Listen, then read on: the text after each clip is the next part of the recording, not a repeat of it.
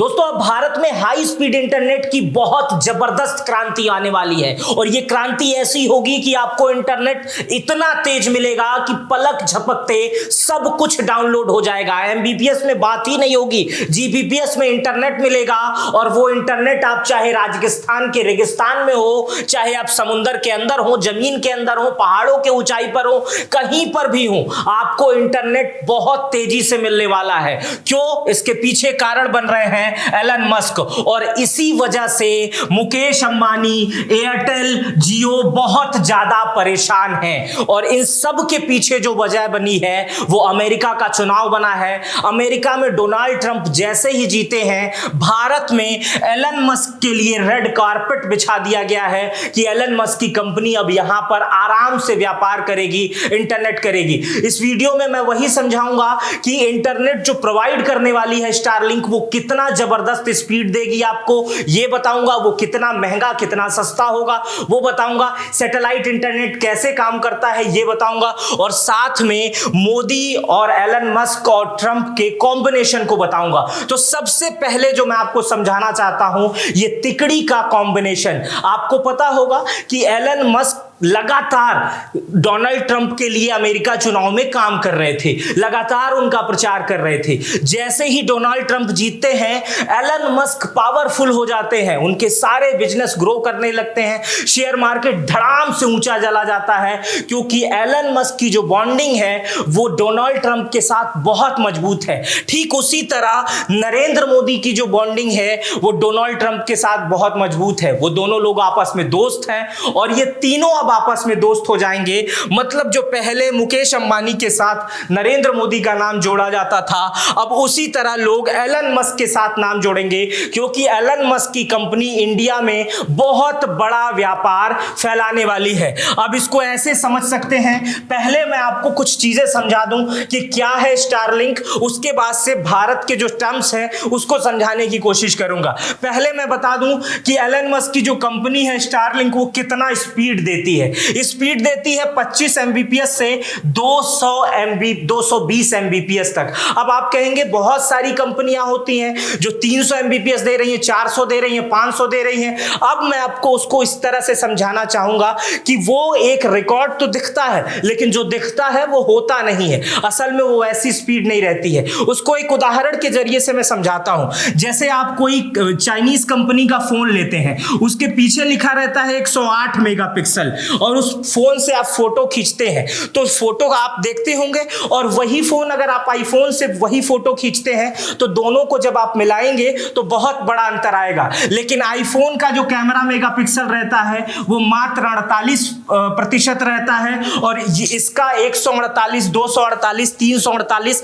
ये तमाम तरीके इसमें बने रहते हैं, लेकिन फोटो की क्वालिटी में आप समझ जाते होंगे। ठीक उसी तरह ये 25 एमबीपीएस से 200 एमबीपीएस का दावा ये कंपनी करती है, लेकिन वो इंटरनेट इतना तेज रहता है कि वर्तमान समय के इंटरनेट को अगर उसमें तौला जाए तो वो जीबीपीएस में चला जाएगा। इतना तेज इंटरनेट होगा कि वो कहीं भी बहुत आसानी से और बहुत तेज गति से काम करेगा और इसके लिए किसी भी टावर की जरूरत नहीं रहेगी। एलन मस्क ने सैटेलाइट बना रखे हैं, आगे मैं उस चीज को समझाऊंगा। लेकिन भारत में किस तरह से कारपेट बिछाया गया है आप इसको समझते हैं। आप इनको जानते होंगे, ज्योतिरादित्य सिंधिया हैं, ये इस समय दूरसंचार मंत्री हैं और इन्होंने जो बयान दिया है स्टारलिंक के लिए वो आपको सुनना चाहिए। ज्योतिरादित्य सिंधिया ने सैटेलाइट स्पेक्ट्रम आवंटन की नीलामी से साफ इनकार कर दिया है और यही नीलामी के लिए लगातार मुकेश अंबानी की कंपनी और एयरटेल प्रेशर डाल रहे थे सरकार पर कि ये जो स्पेक्ट्रम का आवंटन हो रहा है वो नीलामी से दिया जाए। लेकिन ये कहा गया कि नहीं भाई, इनके पास ज्यादा सैटेलाइट है और इनको सीधे भारत आमंत्रित किया जाए। इसी वजह से मुकेश अंबानी की कंपनी जियो और एयरटेल बहुत ज्यादा नाराज भी हैं, दुखी भी हैं क्योंकि एक बार स्टारलिंक की भारत में एंट्री होगी तो सारे लोगों को पता है कि बहुत तेज इंटरनेट चल रहा है तो सब लोग सीधे सीधे स्टारलिंक पर अपने आप आते चले जाएंगे, पोर्ट होते चले जाएंगे। जैसा कि कुछ दिन पहले बीएसएनएल के साथ हुआ था, अन्य कंपनियों के साथ हुआ था, जब मार्केट में जियो आया था और सब कुछ फ्री फ्री फ्री किया था तो सारे लोग उसके पास हो गए। अब 48 करोड़ से भी ज्यादा कहा जाता है कि जियो के पास कस्टमर है। ठीक उसी तरह स्टारलिंक की स्थिति भी भारत में ऐसी ही होने वाली है। जैसे ही स्टारलिंक आएगा, इतना तेज वो इंटरनेट देगा, इतनी तेज स्पीड देगा कि सब लोग स्टारलिंक के प्रति डाइवर्ट हो जाएंगे, स्टारलिंक के पास हो जाएंगे। सिंधिया ने कहा है सैटेलाइट स्पेक्ट्रम आवंटन के मामले में भारत इंटरनेशनल टेलीकम्युनिकेशन यूनियन यानी आईटीयू के नियमों का पालन करेगा। आईटीयू सैटेलाइट स्पेक्ट्रम को लेकर दिशा निर्देश बिल्कुल साफ है। सिंधिया ने कहा है कि हर देश को अंतर्राष्ट्रीय दूर संघ आईटीयू का पालन करना होता है, जो अंतरिक्ष या उपग्रहों में स्पेक्ट्रम के लिए नीति निर्धारित करने वाला संगठन है। आईटीयू के अनाउंसमेंट के आधार पर स्पेक्ट्रम दिए जाने के मामले बेहद स्पष्ट रहा है। इसके अलावा अगर आप आज दुनिया भर में देखें तो मुझे एक भी ऐसा देश नहीं दिखता है जो उपग्रह के लिए स्पेक्ट्रम की नीलामी करता हो। एलन मस्क की भी इच्छा थी कि आईटीयू के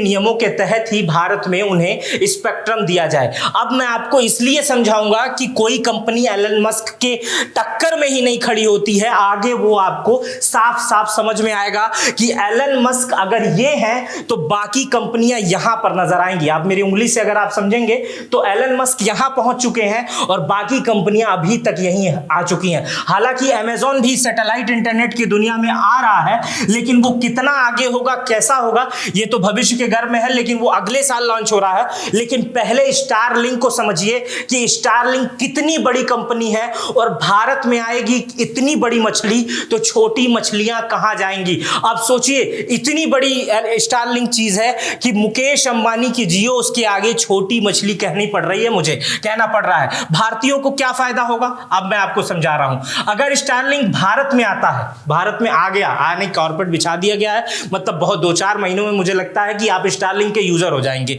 चलिए, अगर भारत में स्टारलिंक आ गया तो क्या फायदा होगा। गांवों में जहां पर ब्रॉडबैंड नहीं लग पाते हैं, जहां पर तार नहीं बिछाए जाते हैं, जहां पर लोग कहते हैं भैया इंटरनेट नहीं आता, यहां काम नहीं हो पाएगा, शहर में जाना पड़ेगा। भारत के ऐसे बहुत सारे गांव हैं जहां तक बिजली नहीं पहुंची है, वहां तक इंटरनेट पहुंच जाएगा। जहां बिजली नहीं पहुंची है, पानी नहीं पहुंचा, वहां इंटरनेट पहुंच जाएगा।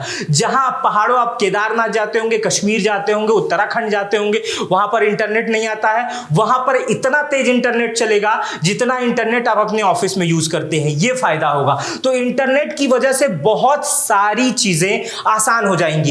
इंटरनेट की वजह से लोग एक राजधानी में या एक जगह निर्भर नहीं होंगे।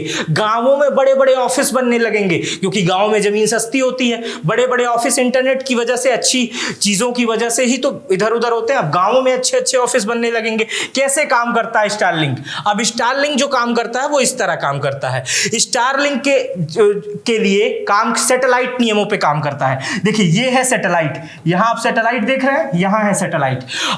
अब इसके लिए क्या होता है, आप देखते होंगे आपके मोहल्ले में टावर लगे रहते होंगे। स्टारलिंक के आने के बाद टावर का कोई काम नहीं, उस पे कपड़ा आप सुखा सकते हैं या उस पे दूर पे देख के चंद्रमा देख सकते हैं, उस पे चढ़ के। चलिए, वो मत देखने की कोशिश करिएगा। लेकिन स्टारलिंक सीधे सैटेलाइट से इंटरनेट प्रोवाइड करता है, सैटेलाइट से इंटरनेट भेजता है और आपके वहां जैसे आप टाटा स्काई या डीटीएच की छतरी लगाते हैं ना, वो ठीक उसी तरह आपको छतरी लगानी होगी और वो सैटेलाइट से कनेक्ट हो जाएगी और आपके घर में सेट टॉप बॉक्स टाइप का एक बॉक्स लगेगा और उसी से आपके घर में, आपके ऑफिस में, आपके एरिया में इंटरनेट, हाई स्पीड इंटरनेट आ जाएगा। वो किसी भी तरह का तीसरा माध्यम जैसे नहीं चुनती है। जैसे पहले ऊपर से आता था, उसके बाद से टावर में आता था, टावर से आपके फोन में आता था, तो वो टावर वाला कॉम्बिनेशन खत्म हो गया। सीधे एलन मस्क ने हवा में सैटेलाइट भेज दी है। अब आगे मैं आपको बताता हूं कि स्टारलिंक से किसके पास कितनी क्षमता है, किसके पास कितनी क्षमता है।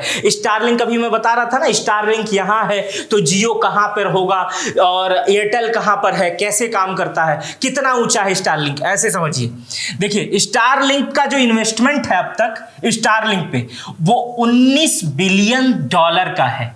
19 बिलियन, मिलियन की बात नहीं कर रहा हूं, 1 मिलियन में 10 लाख होता है, 19 बिलियन डॉलर का है। ये इतना पैसा है कि अगर 500 की नोट को अगर आप अपने घर, अपने मौसा चाचा ताऊ के घर, जितना बड़ा आपका घर होगा उसमें भर देना तो भी नहीं खत्म होगा। ये इतना ज्यादा पैसा है और इतना बड़ा इन्वेस्टमेंट है स्टारलिंक का, स्टारलिंक पर एलन मस्क का। स्टारलिंक के पास जितने सैटेलाइट हैं उसकी संख्या सुनकर ही आप हैरान हो जाएंगे। उनकी संख्या है 2024 सितंबर तक 6371। इसीलिए मैं कह रहा था कि स्टारलिंक यहां है तो बाकी कंपनियां यहां हैं। अब भारत की कंपनियां, मुकेश अंबानी की जियो और एयरटेल, ये तमाम कंपनियां कह रही थी कि भाई स्टारलिंक आ रहा है तो नीलामी कराई जाए, उस नीलामी में हम भी बैठेंगे, ये भी बैठेंगे, ये भी बैठेंगे। अब नीलामी करने के लिए आपके पास सामान तो होना चाहिए, कोई स्पेक्ट्रम आवंटन करना है, कोई चीज रहना, आपके पास सामान तो रहना चाहिए। आइए मैं बताता हूं जियो एयरटेल के पास क्या है। देखिए इनके पास अपना तो कोई सैटेलाइट नहीं है,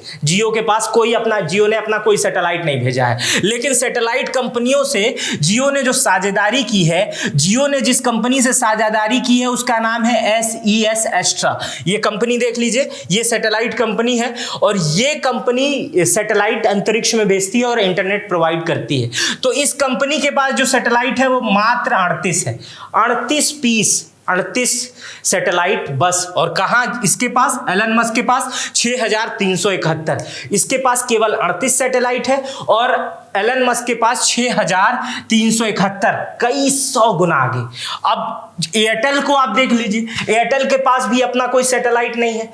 एयरटेल जो है वो सैटेलाइट दूसरे से करती है और जिस कंपनी का नाम है एयरटेल, जिसके साथ साझेदारी कर रही है, उसका नाम है वनवेव। वनवेव के पास 630 सैटेलाइट है, 630 सैटेलाइट है। और एलन मस्क के पास कितनी सैटेलाइट है?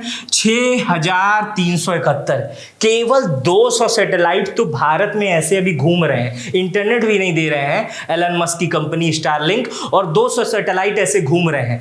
अब चूंकि भारत में सीधे सीधे सैटेलाइट इंटरनेट आएगा तो अन्य कंपनियां भी सैटेलाइट इंटरनेट के क्षेत्र में आएंगी, क्योंकि भाई बैठी तो रहेंगी नहीं कि भाई वो सैटेलाइट इंटरनेट दे रहा है तो हम नहीं दे। तो ये लोग किराए पे सैटेलाइट ले रहे हैं। अब ये इनको किराया भरेंगे, उनसे लेंगे तो इन कंपनियों को क्या फायदा होगा। और एलन मस्क के पास अपनी है तो वो जाहिर सी बात है सस्ता देगा। मैंने शुरुआत में बोला है, जो जियो ने शुरुआत में स्थिति की है एयरटेल के साथ, वोडा के साथ, आइडिया के साथ, BSNL के साथ, वही स्थिति जियो के साथ अब होना दिखाई दे रहा है। ऐसा तमाम विशेषज्ञ कह रहे हैं कि जियो के आने वाले समय में खराब दिन आने वाले हैं। अब मैं आपको बता रहा हूं कि स्टारलिंक जो कंपनी है एलन मस्क की, इससे पहले कहां इंटरनेट प्रोवाइड कर चुकी है। मैं कह रहा हूं, शुरुआत में ही कहा हूं कि स्टारलिंक भारत को विकसित इंटरनेट देशों में शामिल कर देगी। विकसित देशों की तरह भारत में भी अब बहुत तेज इंटरनेट आएगा। लेकिन फिलहाल आप ये स्पॉट जो देख रहे हैं वहां पर अवेलेबिलिटी है और स्टारलिंक वहां पर है। और आइए इसको समझने की कोशिश करते हैं। जो प्रमुख देश हैं उसके नाम आपको बताता हूं। स्टारलिंक जो है वो संयुक्त राज्य अमेरिका में है, कनाडा में है, यूनाइटेड किंगडम में है, जर्मनी में है, फ्रांस में है, ऑस्ट्रेलिया में है, न्यूजीलैंड में है, स्पेन में है, इटली में है, मैक्सिको में है, पुर्तगाल में है, ब्राजील में है, ऑस्ट्रिया में है, नीदरलैंड में है, बेल्जियम में है, आयरलैंड में है, स्विट्जरलैंड में है, डेनमार्क में है। इन जगहों पर स्टारलिंक की सेवा है। इनके अलावा और भी तमाम देश हैं। ये मैं प्रमुख देशों के, विकसित देश जो है, जो अपने आप में समृद्ध देश है, उनके मैं नाम लिया हूं।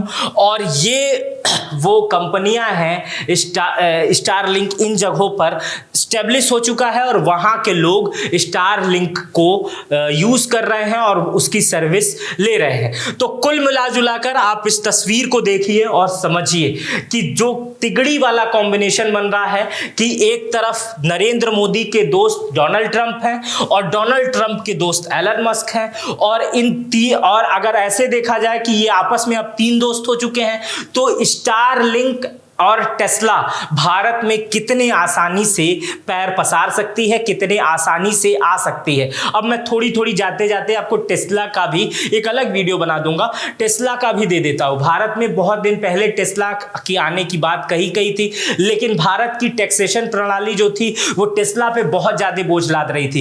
इसी वजह से भारत में टेस्ला आ नहीं पाई। और टेस्ला एक आधुनिक कार है, टेस्ला एक एआई जनरेटेड कार है, और टेस्ला कहा जाता है कि दुनिया की सबसे टेक्निकल कारों में से एक है। और वो उतनी महंगी भी नहीं है जितनी महंगी अब इस समय गाड़ियां आपको दिखाई दे रही हैं। तो मतलब आप समझिए कि अगर आप 40-50 लाख खर्च करके फॉर्च्यूनर लेते हैं और उतने की टेस्ला ले लिए और आज से उस पे लेटे और लखनऊ तक चले गए, क्योंकि इंटरनेट भी स्टारलिंक का है और टेस्ला भी स्टारलिंक की है, उसमें ऐसे नहीं होना होता, ड्राइवर की बहुत ज्यादा जरूरत नहीं पड़ती है। उसमें सीधे सीधे आप उसमें नेविगेट लगाते हैं कि हमको यहां से लखनऊ जाना है, और उसके बाद अपना काम करते रहिए, वो लखनऊ अपना स्पीड में पहुंचा देगी। मतलब बगैर ड्राइवर वाली गाड़ियां हैं, वो टेस्ला है। और टेस्ला इसी पे काम कर रही है, इसी हाई स्पीड इंटरनेट उसमें प्रोवाइड होता है, और इसी वजह से टेस्ला जो है वो बहुत अच्छा काम कर पाती है।